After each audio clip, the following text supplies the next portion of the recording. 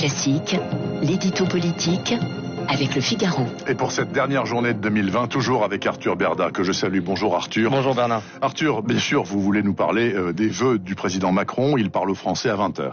Oui Bernard, c'est désormais une tradition. Tous les 31 décembre à 20h, la Marseillaise retentit à la radio et sur toutes les chaînes de télévision.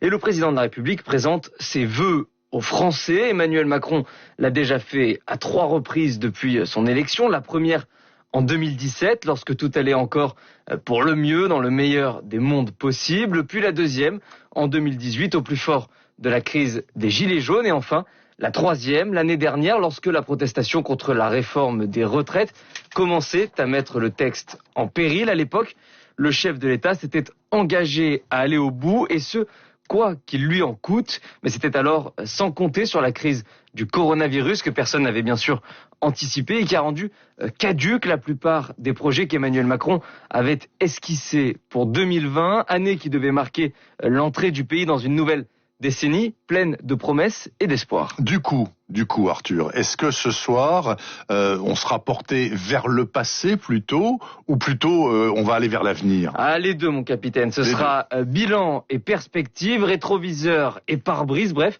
une sorte de en même temps qui convient assez bien à Emmanuel Macron, mais aussi à l'ensemble du pays qui aimerait bien y voir un petit peu plus clair sur ce qu'il s'est passé ces 12 derniers mois, ce qui va se passer les 12 prochains mois et surtout sur les conséquences que tout cela va laisser à court, moyen et long terme, à la fois en matière économique mais aussi sur le plan social. En clair, il s'agit d'être lucide sans être alarmiste, d'être optimiste sans être naïf et de réussir à donner de l'espoir. Cela passera par plusieurs grandes thématiques comme la question des vaccins en tout premier lieu, mais aussi celle de la modernisation économique du pays, de la poursuite du projet européen et de la réaffirmation des valeurs de la République face au séparatisme islamiste. Traditionnellement, est-ce que ce genre d'exercice présidentiel se prête à des annonces ? Alors, on n'est jamais à l'abri d'un changement de dernière minute, surtout en ce moment, mais a priori, non. Les vœux, c'est un exercice plutôt consensuel qui est en général suivi par une dizaine de millions de téléspectateurs qui font une pause entre le foie gras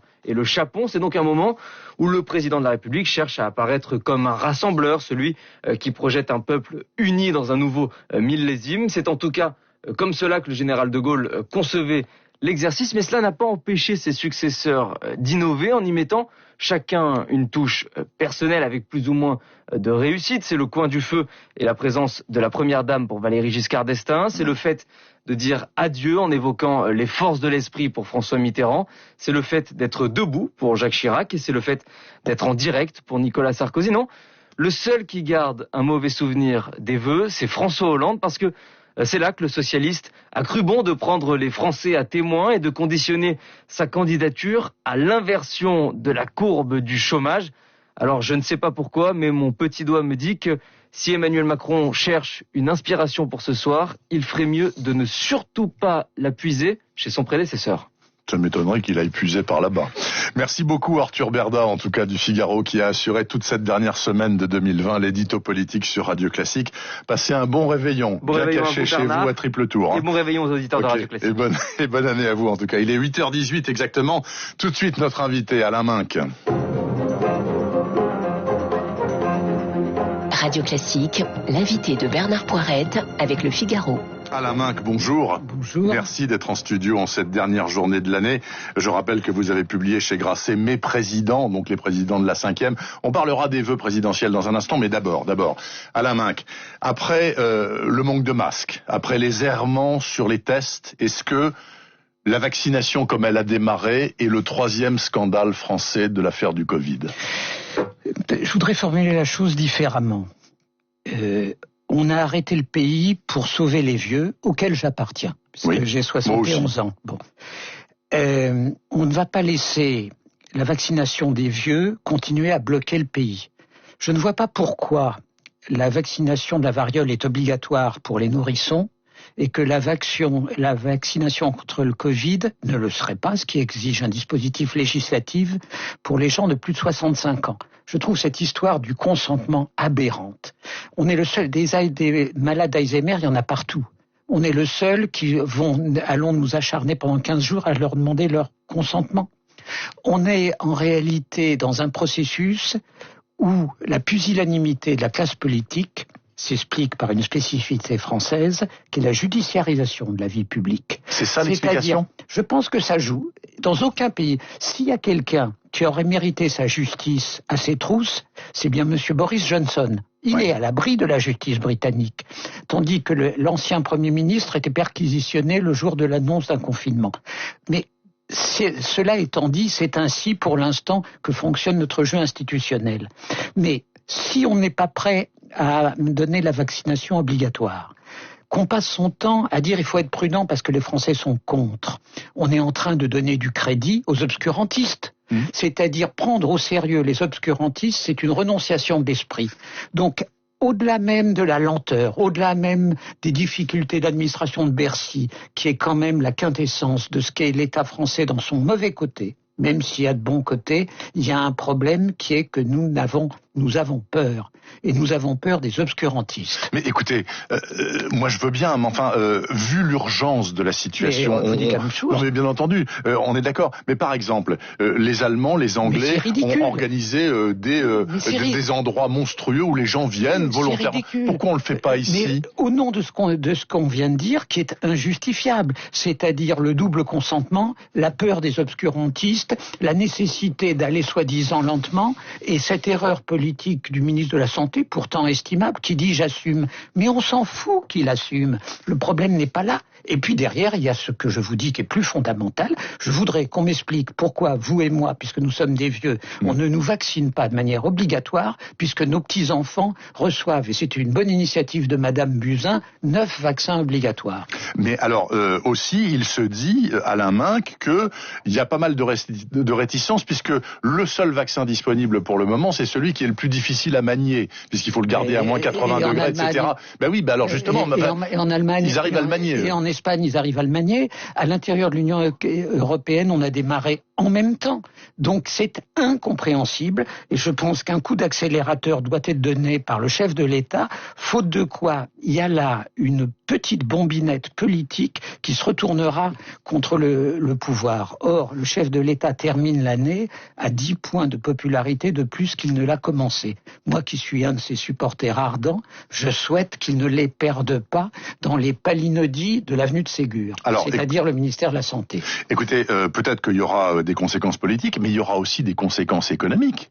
Parce que c'est la seule solution. Tous les médecins qu'on a eu au micro ces derniers jours nous disent on ne sortira pas de la crise sans le vaccin. Mais nous disons, vous et moi, la même chose, et je ne comprends pas la scénette qui fait que la France, grand pays dominant de l'Europe à côté de l'Allemagne, en soit à 130 vaccinés quand l'Allemagne en est à 78 000 en ayant démarré le même jour. Mais 700 000 en Angleterre. Hein. Oui, mais ils ont démarré avant. Oui, ils ont démarré avant.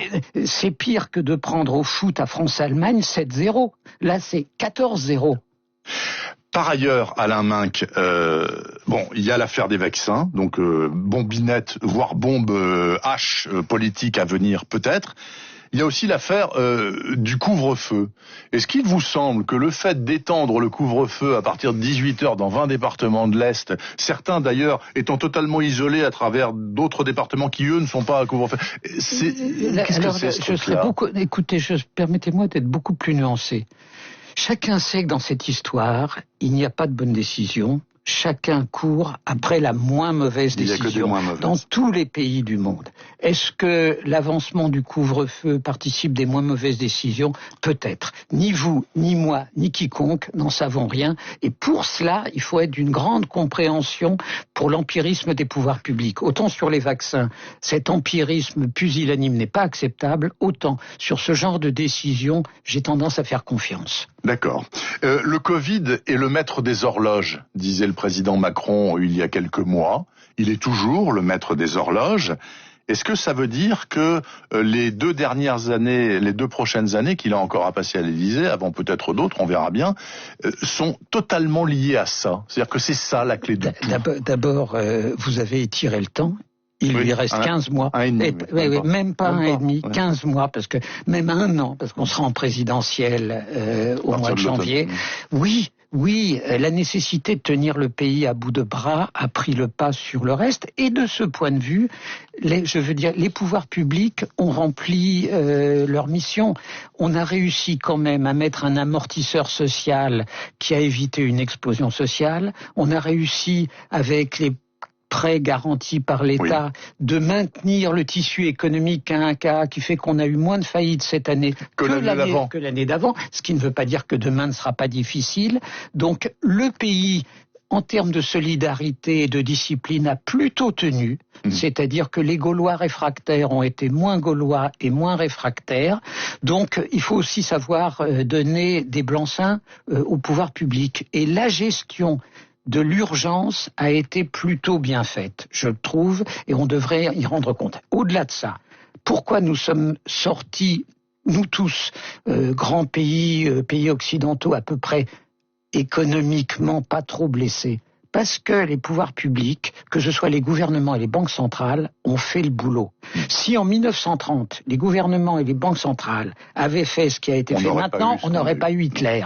Donc je pense qu'il faut savoir rendre hommage à l'ensemble des dirigeants du monde occidental qui ont été rapides, qui ont jeté par-dessus bord les doctrines orthodoxes quand il fallait le faire, à commencer par la chancelière, à laquelle nous devons être immensément reconnaissantes de beaucoup de choses, mais en particulier d'avoir jeté la morale économique allemande, la doxa allemande, vraiment à la rivière, d'avoir accepté une solidarité de la dette contraire à la politique allemande classique.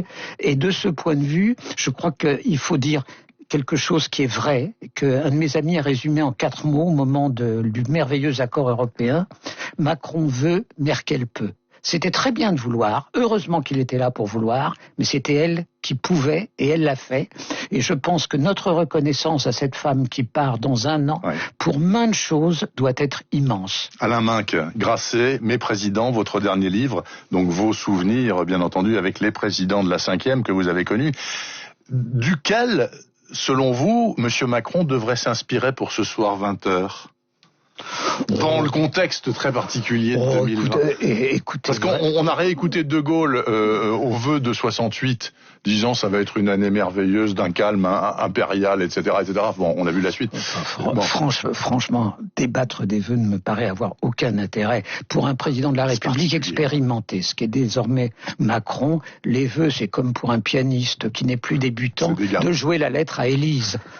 Oui, enfin quand même. Il y a des années faciles et d'autres difficiles. Il va nous jouer une lettre à l'Élise avec ce qu'il faut de tendresse et d'espoir. Enfin non, c'est le b.a.-ba du métier. C'est le b.a.-ba du métier. Bon, écoutez, vous verrez ce soir. Moi, je suis pas.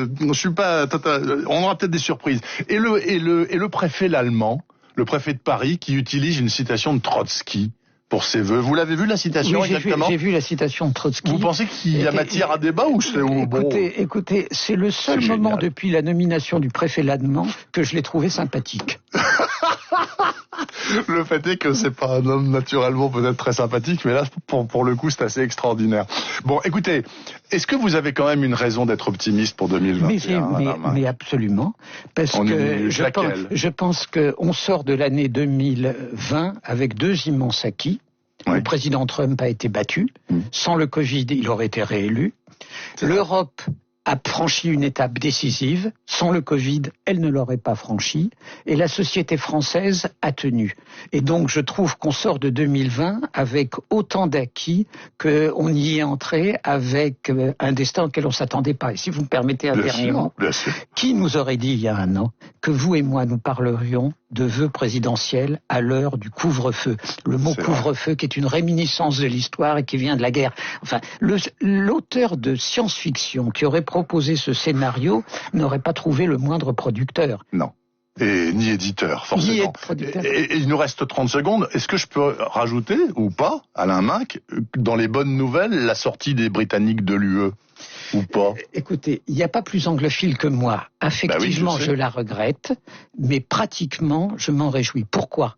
Les Britanniques présents à la table du Conseil européen, le plan de relance n'aurait pas été approuvé. Oui. Il aurait fallu le faire sans les Britanniques, ce qui était dans la mécanique communautaire extrêmement compliqué. Cela dit, je pense qu'il faut très vite rétablir avec les Britanniques l'alliance de ce qui nous unira à jamais, c'est-à-dire renforcer le traité de Lancaster House sur la stratégie, sur le militaire, sur le renseignement, sur la diplomatie. Nous sommes, en termes de puissance moyenne mondiale, les plus proches des Britanniques, et je pense que le geste à faire aujourd'hui, c'est dire vous êtes dehors, mais vous êtes plus que jamais nos partenaires à nous, Français, dans une entente cordiale rénovée. Merci beaucoup Alain Minc d'être venu partager ce micro avec moi en cette dernière année, en cette dernière journée de 2020. Je rappelle votre livre Mes présidents chez Grasset. Je vous souhaite un bon réveillon, donc claque-muret chez vous. Vous aussi, voilà. Écoutez la lettre à Élise. Voilà, j'écouterai la lettre à Élise. Merci beaucoup et bonne année à vous Alain Minc. 8h29 exactement, dans la dernière demi-heure de cette matinale, les titres, la revue de presse, les esprits libres est un C et un C à lire tout à fait extraordinaire.